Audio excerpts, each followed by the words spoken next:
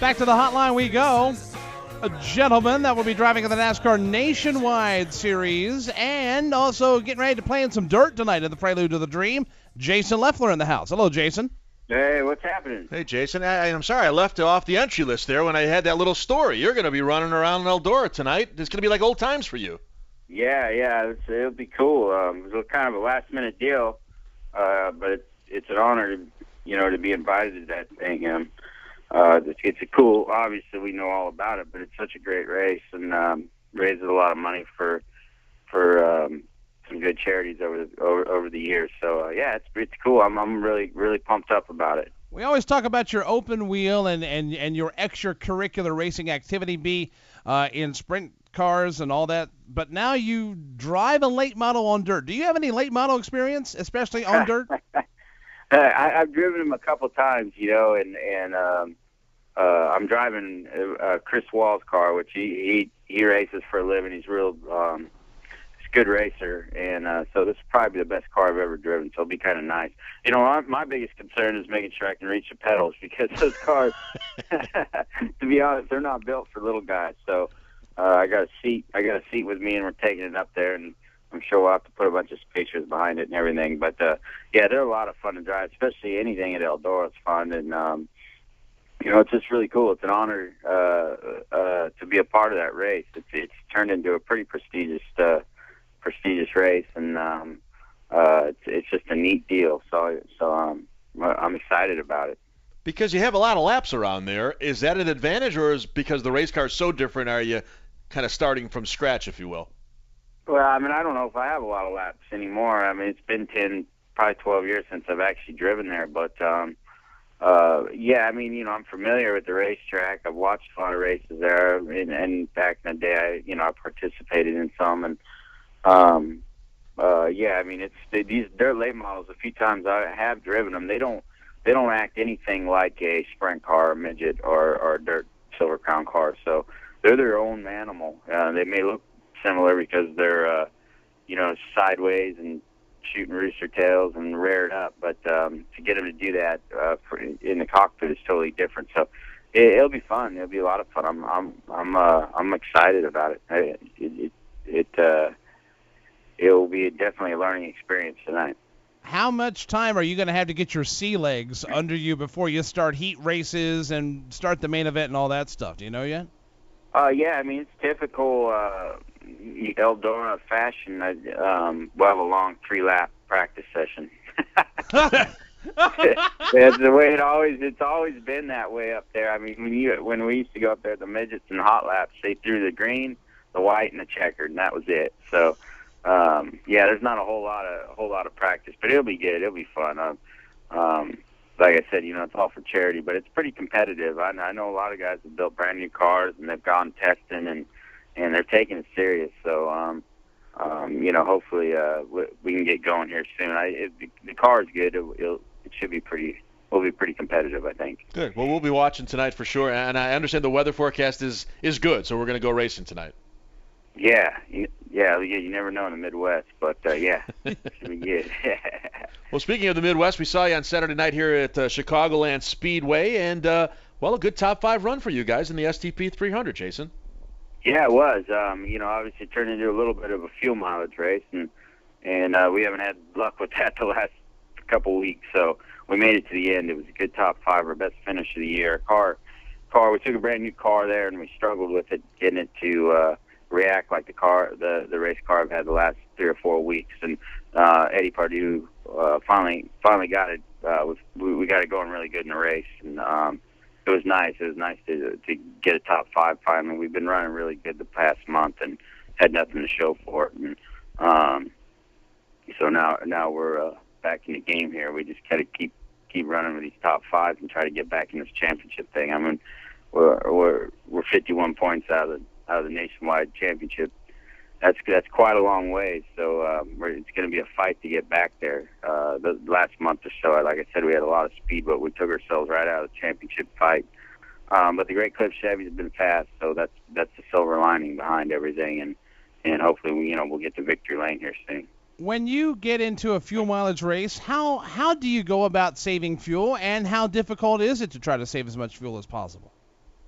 It's difficult because, especially you know, as a driver, you're trying to catch a guy in front of you, you're trying to keep the guy behind you, and but yeah, you're trying to get to the end of the race. So it's a little cat and mouse game everybody's playing because everybody around you is probably in the same boat. You know, so it's difficult. I mean, you just lift early, and there's some tricks, you know, you do, and you do a lot of coasting. It's amazing how much, really how much coasting you can do, and your lap times don't fall off that much. So it's pretty wild. But yeah, you know, we've had an experience with that the last, like I said, we ran out of fuel at Dover, unexpectedly ran out of fuel at Dover. And then Charlotte, we had a really good run going and ran out at the very end trying to save fuel. So we got some experience at it this year. Yeah, well, I was going to say, it seems like you're going to have to get your arms around that because that's been the trend of the season here in the first 14 races. And the reason is, I guess the good news is we've had less caution flags, but I guess the downside of that is we've had more fuel mileage races because of it. Yeah, I mean, it's that ill-timed caution that at the very, very it's almost in your last pit window, maybe a few laps too early. So everybody just says, "Oh, let's go for it," you know. And you know, in the Nationwide Series, you're always expecting a late caution, but with this new car, there's not as many cautions. I don't know why. I mean, it's not like it's an easier car to drive than the older car, but there has definitely been less cautions, and maybe maybe the new point structure has helped all that because everybody's cognizant of having to finish if you're going to have any, you know, if you're going to have any shot at winning this championship. So, and even on the Cup side of things, I mean, they've had some fuel mileage races, so it's pretty wild. I don't know why. It's hard to pinpoint one thing, but yeah, you're right. You got to get your arms around the fuel mileage thing if the trend keeps going this way. Talking with Jason Leffler, who's on the hotline, getting ready to participate in the Prelude to the Dream tonight, going into an off weekend for the Nationwide Series, but back at it in Michigan. You know, talking fuel mileage and fuel strategy, do you almost expect every time you go to Michigan for that to be one of those fuel mileage races, even though your races are shorter than the 400 miles that the Cup Series runs?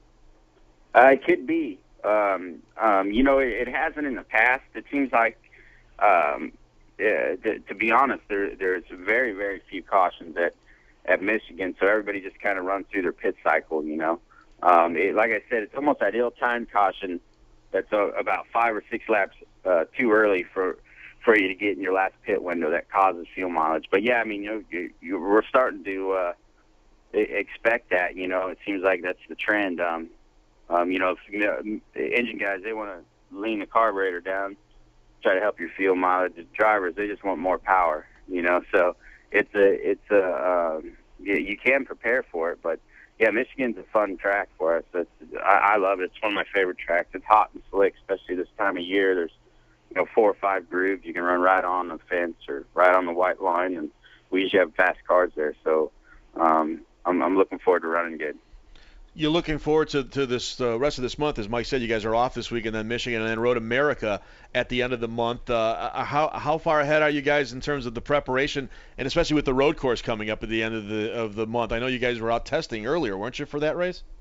We haven't tested yet. We're testing next week at VIR, and that's the first time in years that we've ever really tested our road race car. So I'm excited about it. This will probably be the best road race car I've ever had. I love that race at Road America. It was a lot of fun. I love road racing. I don't do it a lot. I've never done a lot, but I look forward to going to every one. And so yeah, I mean we're pretty far ahead in that area. I mean the guys were finishing the road race car up yesterday, and just getting prepared for next Tuesday. So yeah, I'm excited. We're pretty. Knock on wood. I mean we're on schedule and pretty far ahead for these summer months. So it's cool. It's a good deal. When did you start liking road course racing? I mean, because most drivers really have to work at it, and they almost have to coerce themselves into liking it. You sound like this came natural. When did that start? It just started, the very first time I went to on a nationwide race, went to a road course. I've never said I was very good at it, but I enjoy it.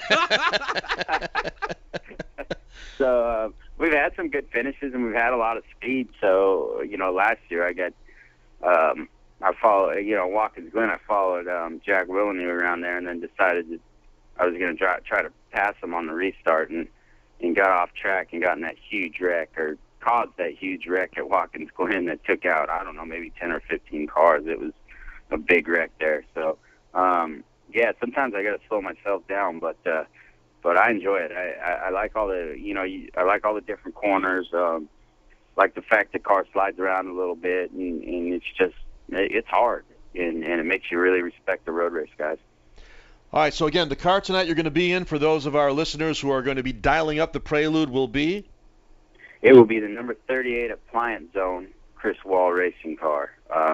Appliance Zone is his sponsor, and it will have the 38 font, just like the Great Clips Chevy. It might have a little Great Clips livery on it, and look forward to it. So everybody tune in and watch that thing.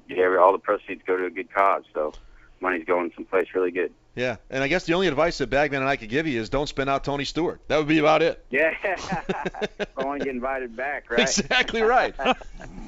Jason, have fun playing in the dirt tonight. We'll catch up with you next week. All right, guys, thanks. See you, Jason.